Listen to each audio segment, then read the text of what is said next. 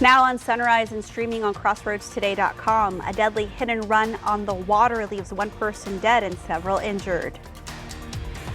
A driver walks away from a late-night crash on Navarro after slamming into a light pole. A school district earns top marks on the state's ratings. How Industrial ISD achieved its top score.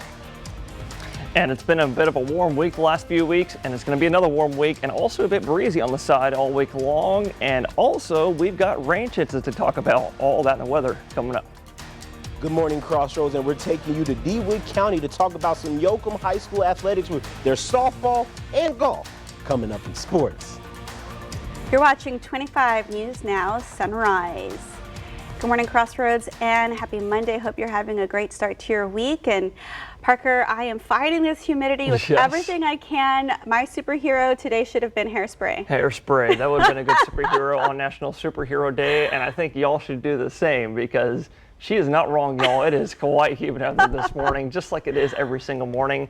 In fact, if you're tuning in with us right now, we actually got a nice, pretty sunrise starting to slowly come up over the coast this morning. Looking live in Victoria, you can actually kind of see that. Even underneath the mostly cloudy skies, overcast skies right now, which is what's keeping us in the humid conditions. Right now it's 73 in Victoria, but like I was saying, that dew point is still at that whopping high 72. On the coast, it's like 74, 75. That's something you'd see in the midsummer, but it is bringing us the high humidity of 96%, like we're saying, which is enough to see fog. Everybody else is seeing that consistent 90 to 100% range. But we have a wind out there. It's slightly breezy, gusts sustained between 5 to 10 miles an hour out of the Gulf south-southeast, that is. But gusts have been reported at 15 at times this morning, providing us with mixing in the air. So don't worry about fog. Otherwise, it's nice and warm out there, so don't need a jacket. Lots of 70s in the Crossroads, and the same thing for the rest of Texas. Everybody is following suit in the 70s with that Gulf wind. Also, thanks to the cloud cover, you can see abundant amount of that over us right now. Thanks to the Pacific jet stream riding over our heads, because we got that low system right there over the mountains, bringing us rain chances later this week, which we'll talk about later. Because if you're seeing your kiddos at the door this morning, it's going to be just like it is right now, humid and warm, and the same in the afternoon. All of that coming up next. Breaking this morning, a major power outage is reported in Spain and Portugal, including their capital cities. And also breaking this morning, the Kremlin has declared a ceasefire in Ukraine that will start May 8th and go on through May 10th. Turning now to Florida, a deadly hit and run on the water overnight, the search for a boat that collided with a ferry. This morning, authorities on Florida's Gulf Coast investigating a deadly hit-and-run crash involving a ferry on the water. All of a sudden, we hear the first mate yelling, hey, hey, hey, and then we look back behind us, and this big yacht just came through the boat. Police in Clearwater say a boat hit the ferry, which was carrying about 45 people. At least one person on the ferry was killed, several others injured. Sounds like, possibly two with severe broken bones, and then the 3 or 4 on the ferry boat. And it requires some additional resources. The ferry was packed with people going back and forth to a days-long festival that had just wrapped up. After it was hit, the ferry came to a rest on a sandbar near a bridge. Passengers say the boat that hit the ferry then sped away. We can understand how fast they were going, like how that is even logically possible. We went through a very hard storm season, as we all know, and we got through that by the community pulling together and supporting one another. Andrew Dimbert, ABC News, New York. A driver drove into a light pole on Navarro Street. Victoria Police responded to the crash at around 10:30 p.m. Sunday. An officer on the scene said the driver survived the crash and no one else was hurt. Industrial ISD is the sole school district in the Crossroads to earn an A rating from the Texas Education Agency for the 2022 to 2023 school year. 25 News Now reporter Ray Mosley spoke with the district superintendent and some teachers about how they reached this achievement. Industrial ISD received an A rating for accountability of school progress. Industrial ISD is comprised of 4 schools: Industrial High School, Junior High School, East Elementary, and Industrial West Elementary. When it came to achievement and overall gaps, the whole school district received an A, scoring a 90 on student achievement and a 92 on closing the gaps.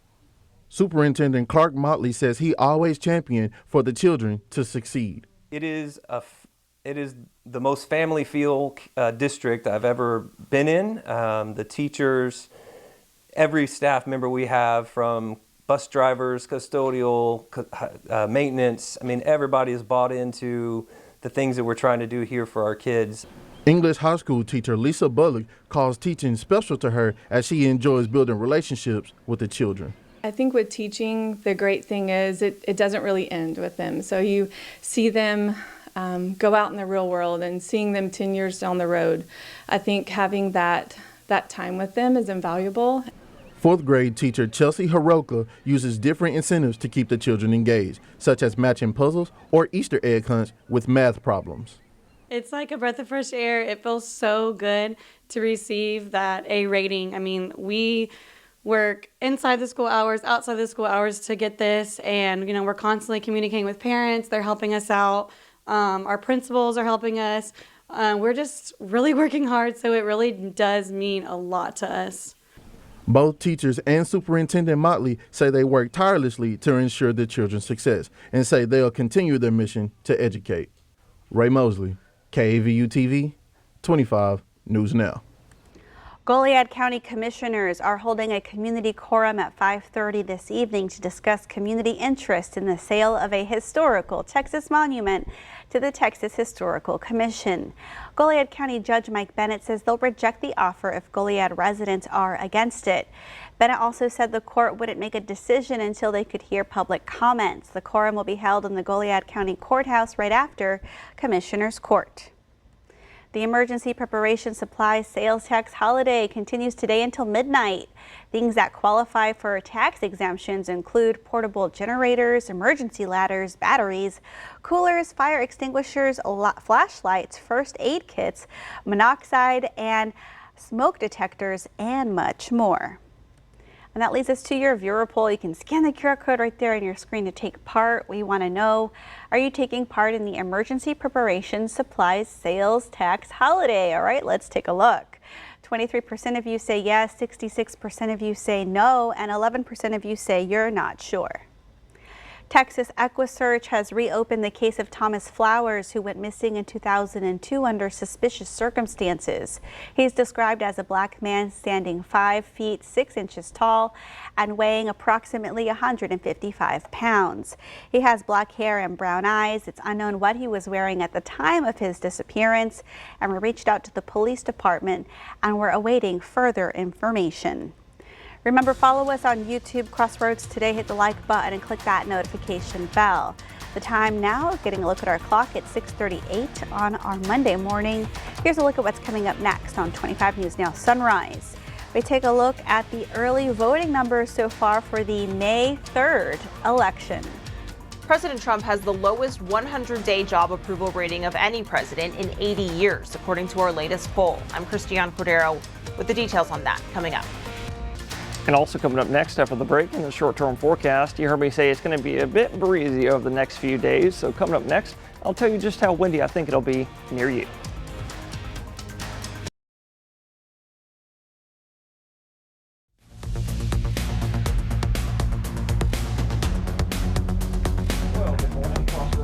Happy Monday. You're looking live in Cuero. We're starting out the day nice, warm, and humid, and plenty cloudy. Right now it's 74 degrees in Cuero. Dew point 2 degrees off at that high 72 is bringing us the humidity of 91%. But like I said earlier, it is enough for fall, but we have that breeze blowing through right now, so don't worry about that. It's kind of providing a little bit of mixing this morning. But today, if you do see any clouds or any fog out there, rather this morning, it's going to be, first of all, very light, and just like normal, it'll burn off between 8 to 8:30. Right down to some mostly cloudy overcast skies, kind of like what we're seeing right now. And also in the morning time, we may see like a 10% chance to maybe see a sprinkle or two nearby, as indicated by these light greens. So don't think you need your umbrella today, but in the afternoon time, I think cloud cover will be on the decrease all the way down to mostly cloudy by 3 or 4 p.m. and then down to partly cloudy by 4, 5, and 6 p.m. And then we're right back to the mostly cloudy overcast skies for overnight tonight. And underneath the clouds today, going to be warm actually, and the low 80s already at noontime. But in the afternoon, I'm thinking mid 80s today. I'm thinking 85 in Victoria, 86 in Cuero, and 83 for the high today in Port Lavaca. Before overnight tonight, the clouds and Gulf winds will keep us another warm morning in the low 70s. But over the next few days, we're going to be a bit breezy because we're going to be watching this monstrous low pressure system very slowly come off the mountains, bringing us some breezy winds starting today and the morning time. Not super breezy, gusting up to 20 in the morning, but that'll pick up for the rest of the day, gusting up to about 30 to 35 miles an hour at times coming out of the Gulf for the afternoon time. And like I said, that'll continue for the next few days, gusting up to 35 today, 30 to 35, maybe possibly tomorrow, 30 to 35 on Wednesday. And then that's going to bring us lots of humidity and more warm weather to work with for rain chances for the latter half of the week, alongside lots of Texas playoffs going on right now. And we'll look at all that more coming up next.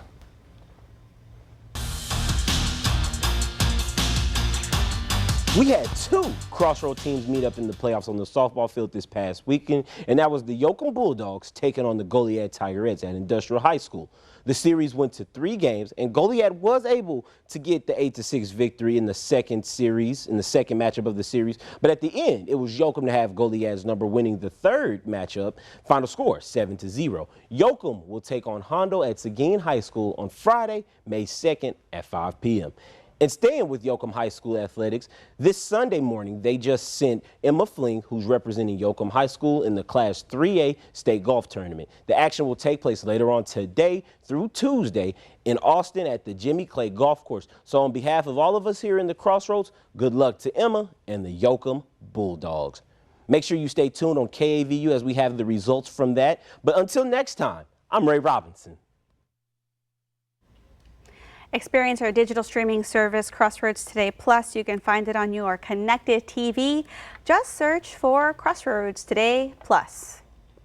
More Americans disapprove of how President Trump has handled his first 100 days back in office than those who approve. That's according to a new ABC News Washington Post Ipsos poll. The cost of living was a major selling point on his return to the White House. I will instruct my cabinet that I expect results within the first 100 days or much sooner than that. And today, as President Trump rounds out his first 100 days in office, a new ABC News Washington Post Ipsos poll shows the benchmark approval rating is the lowest of any president in the past 80 years. 55% say they disapprove of how Trump is handling his job so far. 72% think it's very or somewhat likely the president's economic policies will cause a recession. And 73% describe the economy as in bad shape, with more than half believing it's gotten worse since Trump took office. Trump's Treasury Secretary dismissing the numbers. What I do know is that Americans are behaving very different than what the surveys say. So the surveys may say that, but consumers are still spending. The poll comes as the global trade war intensifies because of Trump's sweeping tariffs, a decision the administration insists will be good for the American economy long term. The International Monetary Fund warns Trump's tariffs will drive prices up and slow economic growth down across the world. In New York, Representative Mike Lawler defended Trump's economic policies last night in the latest example of a heated town hall drowned out by boos from dissatisfied voters. Our poll also shows Americans trust Trump to handle the nation's main problems over Democrats in Congress, 37 to 30%. 30% say they don't trust either. Christiane Cordero, ABC News, Washington. Early voting in Victoria for the May 3rd election continues this morning. 368 people voted in person Friday for a total of 1,047 since early voting started last Tuesday. 23 early votes came in by mail, 164 mail-in votes so far. 1,211 total votes have been cast as of Friday. That's 2.3% of Victoria County registered voters. In Victoria, voters will decide on a venue tax that would fund a portion of revenue needed for community center renovations. If passed, the venue tax would create a new 5% vehicle rental tax and raise the hotel occupancy tax from 7 to 9%. The renovations to the community center would include a new event arena and upgrades to the existing building. Victoria voters will also decide the mayoral race and 2 Victoria ISD school board seats. Bloomington residents will be voting whether or not to incorporate the town. Early voting is at the Dr. Patty Dotson Public Health Center today and tomorrow. You can vote there or the Bloomington Volunteer Fire Department from 8 a.m. until 5 p.m. To see a list of local races, go to crossroadstoday.com. Early voting ends Tuesday. Election day is Saturday, May 3rd. The time is now 6:46 on our Monday morning. Still to come on Sunrise. For the first time in more than a century, a pope is laid to rest outside the Vatican. All right, it's time to celebrate some birthdays. Happy birthday to Zach. Zach, we love you. Happy 34th birthday. We're so proud of you, son. Happy birthday, Zach. And he hosted The Tonight Show for more than 4,500 episodes. And he's also known for his extensive collection of cool cars. I can definitely say yes to that. Jay Leno is turning 75 today. Happy birthday, Mr. Jay. And to see your birthday wish live on 25 News Now Sunrise, just head on over to crossroadstoday.com. Click the drop-down menu, then click the Home tab, and then you'll see Submit Your Birthday Photo. All right, it's 6:47 on our Monday morning. Happy birthday if you're celebrating one today, or maybe you celebrated over the weekend. That's right, or over the weekend. Happy birthday. Stay with us. We'll be right back.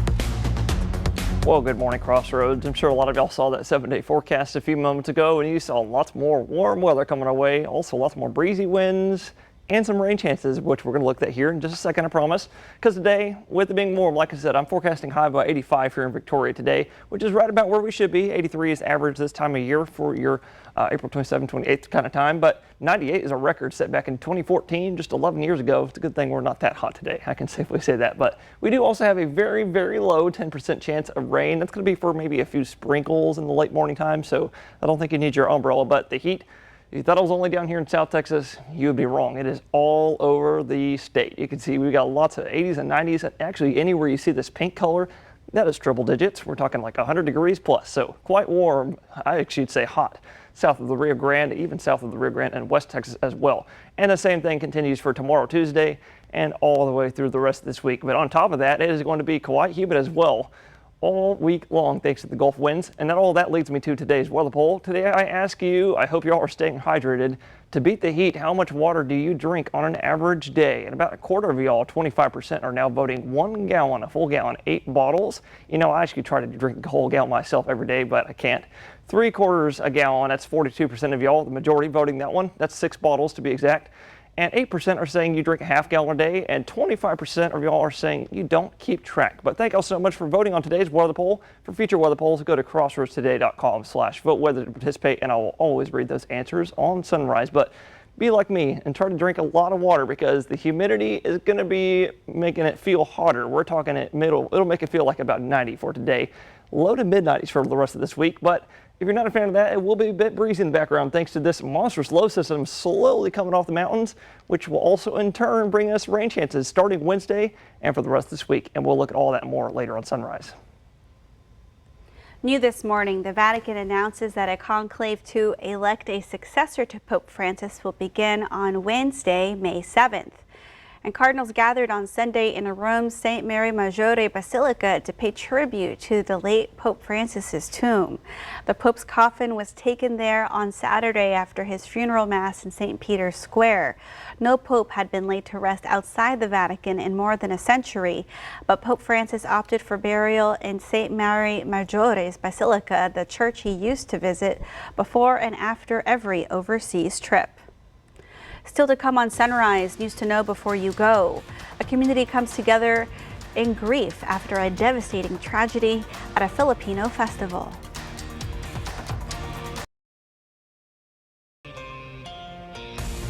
Vancouver's Filipino community mourned on Sunday following the Lapu-Lapu Day Festival tragedy. They gathered at Kensington Community Center in Vancouver to mourn the 11 people killed and several more injured after a driver of a black SUV drove into a Filipino street festival in the city's Sunset neighborhood on Saturday.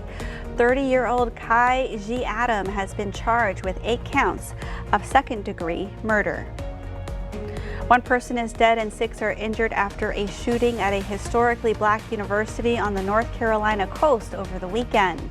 Elizabeth City State University says the person who died was a 24-year-old man who was not a student, but it says 3 of the gunshot victims attend the school, along with 2 others hurt in the commotion. Victoria County Commissioners are set to meet at 10 this morning. They'll start by hearing a proclamation designating Thursday as a National Day of Prayer in Victoria County. They'll also consider approving juvenile services contracts between the Victoria Regional Juvenile Justice Center and Titus Camp, Morris, Marion, Jasper, Newton, Sabine, and San Augustine counties. They'll meet in room 241 that's located at 115 North Bridge Street. Victoria College trustees are meeting at 4 p.m. this afternoon as part of a special board meeting. On the agenda is the consideration of the proposed 2025 to 2026 academic year tuition and fee schedule and changes, as well as a correction to emergency medical services course fees. Trustees will meet in room 101 in the academic building located at the college. That's at 2200 East Red River. Today at 3 p.m., the Victoria Sales Tax Development Corporation will meet to discuss approving a performance agreement with Whole Property Group for the redevelopment of the Cinemark Theater. The agreement includes the installation of recliners in all auditoriums and converting auditoriums 2 and 11 into Premier XD format, also known as IMAX auditoriums. Residents across the state say they worry the school vouchers proposal will take away money that could have gone to deficit-plagued public school districts needing help to keep up with the rising operational expenses. You can read this story by the Texas Tribune on crossroadstoday.com. And we want to invite y'all to experience our new digital streaming service, Crossroads Today Plus. You can find it on your connected TV through Amazon Fire TV, Roku, Apple TV, and Android TV. Just search for Crossroads Today Plus. Anna, let's get a look at a pink sunrise. The sunrise must think it's Wednesday, Parker. That's right, because we wear pink on Wednesdays. That's a Little Mean Girls reference. Good morning, Crossroads. That's right, we got a pink sunrise, very pretty pink, over the coast this morning of Port Lavaca. Very cloudy. That's why it appears very pink out there this morning, because you got a little bit of that yellow from the sun kind of moving through some of the clouds. But it's 76 right now in Port Lavaca, nice and warm, but quite humid. The dew point is still at that whopping high 75. Again, that's something you would see in the mid-summertime, y'all. So I hope y'all are applying hairspray with the humidity out there. But for the rest of the day, it's going to stay humid with some Gulf winds, so make sure that y'all are staying hydrated and also stay safe for fishers and boaters on the coast looking for slightly choppy waves 1 to 3 feet high with your gusts up to 25 knots at times. High tide's going to be this early afternoon at 1:09 p.m. and your water temperature is starting to warm back up into the low 80s. That's in Matagorda Bay, 81 degrees. That was yesterday's report.